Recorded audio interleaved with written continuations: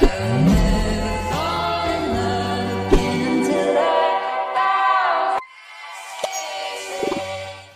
bay trong bột lơ gió trong bột lơ rồi chật nghìn ngơ lúng nơ ôn hơi mai cái này tầm cô chụp con bó tơ kia cái chơi bị thương thả chẳng ai能ជួយcon nó scoreពីនេះពីនោះបានចាអរគុណអ្នកគ្រូចំអាប៉ែនេះមកងាប់មកតែគេ introvert ដល់អញដើរទៅបើអញ្ចឹងមែនដល់អីមកបានមកចុះតចឹងកូនមីលីមីចាអ្នកគ្រូចាកណ្ដាលកាត់អីមែនមិញហ្នឹងអូខ្ញុំគឺអត់អីទេអ្នកគ្រូអត់អីទេល្អហើយអញ្ចឹងគាត់អាចចូលអង្គុយបាន 2 hours later គាត់ទាំងអស់គ្នាពួកយើងអាចជិះលេងបានហើយអេនីសាទៅទិញអ៊ីស៊ីអត់ទៅតាតោះចង់អេលាយើងគិតថាចង់បបួលសោះថ្មីទៅដែរអីលោគេបានស្គាល់ពីសាលាយើងច្បាស់អីចឹងហាញទៅហៅទៅចង់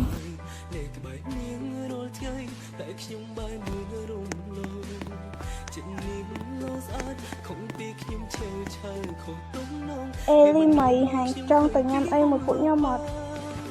ខ្ញុំចង់ទៅតាតែចាំខ្ញុំដកលុយសិនចង់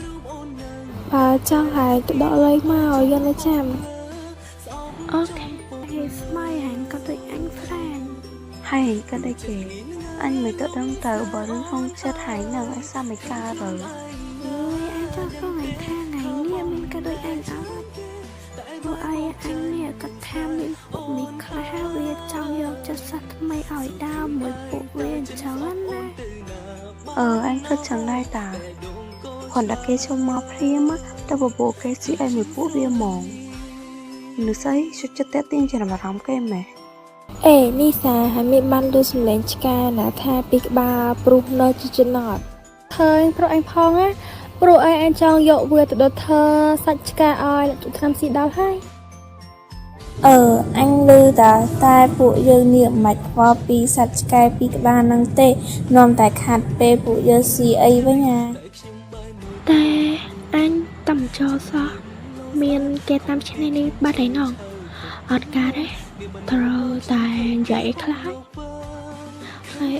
ពីនេះហើយមានដែលលឺពាក្យចាស់គាត់តែងតែព្រាមរាយើងថា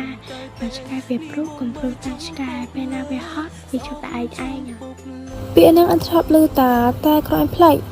ហើយមិននឹងអញចាំព្រុសតបឆ្កែបាត់ហើយណងតិចតិចសេលានងត្រូវខ្លាចជាសាសនាដែរតាមឈ្មោះនេះគេអូយហើយកុំនិយាយចឹងមើលអញខ្លាចនេះណែប៉ុណ្ណឹងបានហើយហើយមើលនោះសត្វខ្លះវាខំសម្លក់យើងម្លឹងមិនដឹងថាក្នុងចិត្តនោះពួកគេតើទៅស៊ីអីវិញ